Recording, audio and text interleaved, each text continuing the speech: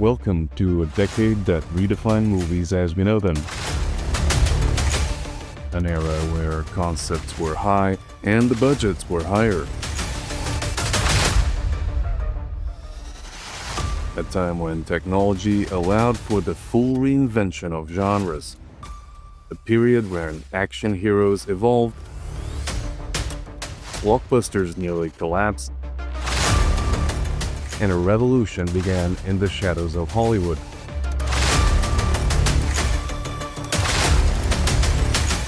This was the 90s. This was the end of the century.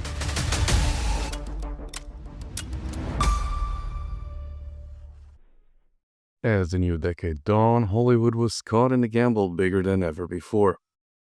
Budgets kept climbing, stars kept shining, and studios chased spectacle like a gold rush. But beneath the glitz and glamour, cracks were spreading.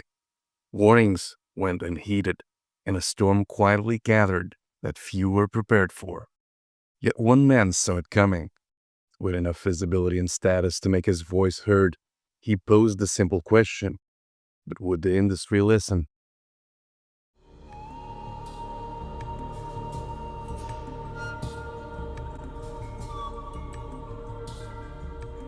Let's rewind to the early 1990s. Hollywood was going through a weird patch. The industry was caught in a cycle of bigger is better. But the high-concept, star-led blockbusters that had dominated the 1980s were starting to show cracks. Budgets were still going up, even on projects without obvious blockbuster potential. But the hits, they weren't always falling. Titles that featured A-list stars and bloated budgets were underperforming. Though the credibility and bankability of the likes of Mel Gibson, Robert Redford, Jack Nicholson, and Eddie Murphy weren't directly questioned as a result of the underperformance of Air America, Havana, The Two Jakes, and Another 48 Hours, there was certainly enough room to question if the lavish location shootings, the extensive rewrites, the high-cost marketing and promotional campaigns, and most importantly, the salaries of the stars were justified. 1990 also yielded one of the most infamously troubled productions of all time, Bonfire of Vanities. The clash between actors and crew members, endless changes that resulted in reshoots and rewrites, the drive to authentically recreate upper-crust New York, the Bronx, and high society events through elaborate sets, huge numbers of extras, and extensive location shoots, along with Warner Brothers, the studio behind the movie's insistence on hiring marquee stars, resulted in a $47 million production that yielded less than $16 million at the box office. But there was still no clear verdict on the potential dangers of this type of production. After all, 6 of the top 10 highest-grossing films released in 1991 were either sequels or animated, not prestige dramas, not star vehicles, but follow-ups and cartoons. And at the top of the list was the most expensive movie ever shot at the time, Terminator 2: Judgment Day. Disney in particular was on a serious roll. After nearly 2 decades in the wilderness, they had clawed their way back into cultural mainstream. The Little Mermaid had kick-started it in 1989. Then came Beauty and the Beast in 1991. These were critical and commercial home runs, beautifully animated, tightly structured, and full of crowd-pleasing songs that became instant classics. Suddenly, The House of Mouse wasn't just back, they were defining the box office. And it wasn't just families or kids. Adults were watching too. These were appointment releases, real events. At the same time, though, other studios were watching Disney with a mix of envy and concern, because whilst Disney was minting money, a lot of other big-budget films were crashing and burning. Critics start asking hard questions. Had studios lost their touch? Were they chasing spectacle over story? Were stars being given too much power again? You had bloated passion projects and high-risk gambles missing the mark. Kevin Costner's Robin Hood, Prince of Thieves, made money, yes, but got roasted for its tone and Costner's drifting accent. Bruce Willis's Hudson Hawk in 1991 was meant to be a quirky action comedy. Instead, it turned into a legendary flop. Madonna's Shanghai Surprise, though released earlier, had already set the tone for celebrity vanity gone wrong. Warren Beatty's Dick Tracy was visually ambitious, but most critics shrugged it, calling it style over substance. Meanwhile, smaller budget, more grounded movies were finding audiences. Silence of the Lambs, a dark, talky thriller, cleaned up both critically and commercially. So did JFK, Oliver Stone's 3-hour conspiracy epic. Hollywood was being pulled in two directions. On one side, family entertainment, safe bets, and tightly structured hits like Disney's. On the other, prestige projects and rising star power. But the middle, the domain of expensive star-led blockbusters without strong hooks, was starting to look shaky. Studios knew something had to change. The party couldn't last forever. And the first guest to notice this was Jeffrey Katzenberg, a central power broker in the industry and the first to put pen to paper and say what no one else dared to.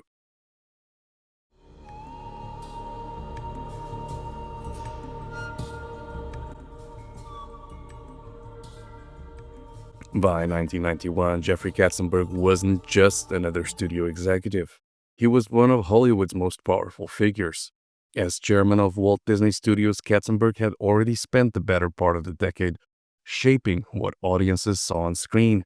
He joined Disney in 1984 after climbing the ranks at Paramount, from assistant to vice president of feature production in record time.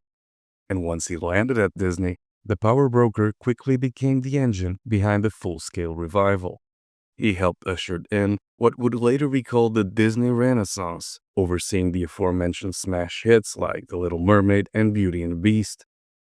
But his influence didn't stop at animation. Katzenberg also played a pivotal role in launching Touchstone Pictures, Disney's label for more mature, adult-oriented content, PG-13 and R-rated comedies and dramas that didn't quite fit under the traditional Disney umbrella. And it worked. Under his guidance, Touchstone racked up a string of edgy, unexpected hits. Titles like Down and Out in Beverly Hills, Good Morning Vietnam, Three Men and a Baby, and Pretty Woman. But by the early 1990s, Katzenberg had started to grow uneasy. Ironically, Touchstone's success helped them see where the industry was headed, a future of massive budgets, overhyped concepts, and an unhealthy obsession with celebrity. A future where risk was being funneled into fewer and fewer bets, and the whole system started to resemble a casino floor.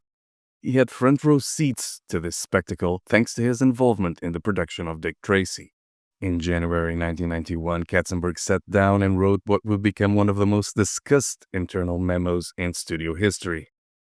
Titled Some Thoughts on Our Business, the document wasn't just a call for efficiency. It was a shot across the bow of an industry he believed was losing its soul. Among the many concerns raised in the memo, Katzenberg zeroed in on a dangerous new studio mindset. Disney, along with the rest of the majors, had embraced a singles and doubles approach, backing modestly budgeted films that could consistently turn a profit. These were dependable crowd pleasers, often family-oriented, with the occasional home run thrown in. But by the beginning of the decade, that approach had been replaced by what he had called the yes, but mindset. And here's what he meant by that. The yes, but philosophy was a new kind of studio logic. Yes, the budgets are bloated, but there's a star attached. Yes, the script's weak, but it could play overseas.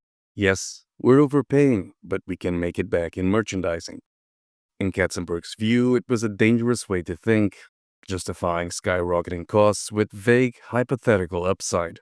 The shift put marketing above storytelling. It gave stars outsized leverage, and it turned the once risk-averse studios into gambling houses, betting ever larger sums on fewer and fewer titles. But Katzenberg wasn't just worried about budgets spiraling out of control. He believed the entire ecosystem of the movie business was starting to crack. Ticket prices were steadily rising, outpacing inflation. Opening weekends had become a high-stakes cliff dive. One bad landing, and the whole project went under. And looming in the background was the video rental market, a cheaper, more convenient alternative for millions of consumers. Why go to the theater when you could wait a few months and rent Total Recall for a fraction of the cost? The economics were shifting. The audience was shifting. But the studios weren't keeping up.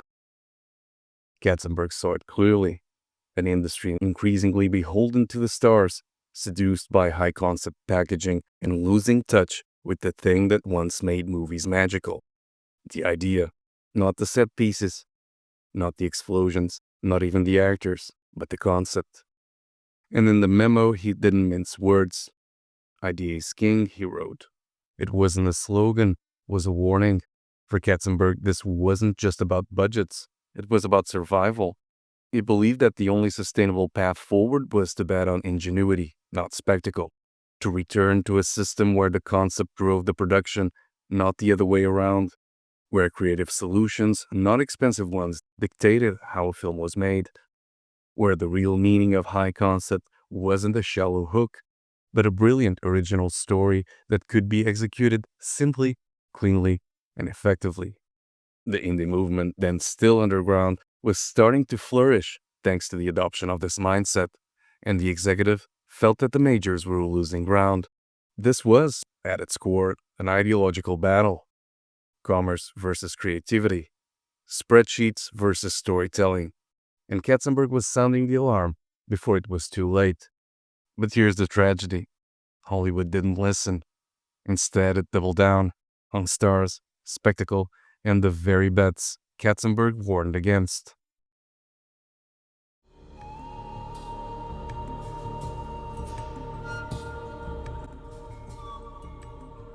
The immediate reaction to Katzenberg's memorandum within Hollywood was a strange mix of ridicule, denial, and quiet acknowledgement. While some insiders privately conceded that he raised legitimate concerns, the public response was overwhelmingly dismissive. Within days of the memo circulating, trade publications and backlot gossip circles erupted with scorn. Many executives and creatives saw the letter as self-serving, especially considering Disney's own lavish investments in high-risk ventures like Dick Tracy. Katzenberg's critiques of overspending, inflated star salaries, and a bloated production culture were viewed as both hypocritical and arrogant, particularly coming from someone presiding over the very system he was chastising. Actors and stars didn't respond well either. Bill Murray, directly named in the document as an example of Hollywood's over-reliance on marquee talent, vented his frustration in a 1991 appearance on Larry King Live, accusing the executive of underestimating the role of actors in a film's success. Warren Beatty, another high-profile figure referenced due to Dick Tracy's budget overruns, reportedly stopped speaking to Katzenberg altogether. Studio heads like Mike Medavoy at TriStar were publicly dismissive, brushing off the memo as either irrelevant or a Disney-specific overreaction. Internally, many simple continued business as usual. Hollywood was still riding high on record-breaking box office numbers, and few felt a need to change course. Even Disney's CEO at the time, Michael Eisner, was said to be furious about the memo's leak. The fallout added further tension to his relationship with Katzenberg, which would unravel entirely by the mid-1990s. Yet, for all the jokes, gossip, and offensiveness, the memo refused to fade into obscurity. Passed around Hollywood for months, it became something of a legendary document, admired for its bluntness, studied for its foresight, and mocked for its tone. Over time, it proved eerily prophetic. The very trends Katzenberg warned about, runaway budgets, creative risk aversion, the widening gap between box office hits and misses, only intensified as the decade progressed. One unexpected cultural byproduct of the memo was its influence on the 1996 film Jerry Maguire. Screenwriter-director Cameron Crowe credited it as an inspiration for the movie's central premise, a sports agent growing disillusioned with his industry's bloated values and writing a passionate mission statement that gets him fired. Like Maguire, Katzenberg had become a pariah for voicing what many secretly believed. But whilst the memo may have inspired a Tom Cruise starring vehicle, it didn't inspire immediate change. As I mentioned, Hollywood seemed to double down. Throughout the early 1990s, studios chased the next Batman or Terminator 2 with increasing urgency. Budgets climbed year after year, driven by a go big or go home philosophy that saw spectacle as the only sure route to global dominance. The home video boom in international markets offered new revenue streams, emboldening studios to take even bigger swings. A speculative frenzy swept through the industry. The spec script tornado of the early 1990s saw bidding wars erupt for unproduced screenplays, often fetching millions. The logic was simple. A hot script, a bankable star, and a massive budget would deliver surefire success. But as the fallen executive had warned, the risks escalated in lockstep with the budgets. Hits still happened, but so did very expensive failures. Creative voices worried that the arms race for ever larger tentpoles was stifling originality and setting the stage for an eventual reckoning. Most of Hollywood, however, remained convinced that franchise potential and global appeal justified the costs. Between 1991 and 1994, average production budgets soared, particularly for family movies, sci-fi blockbusters, and even event pictures. Katzenberg's memo had the potential to be a turning point. Instead, it became a footnote to an era defined by the very excesses he had tried to warn against. But by 1995, the party was coming to an end, and studios were about to face a new kind of pressure and high-stakes showdown that would change everything.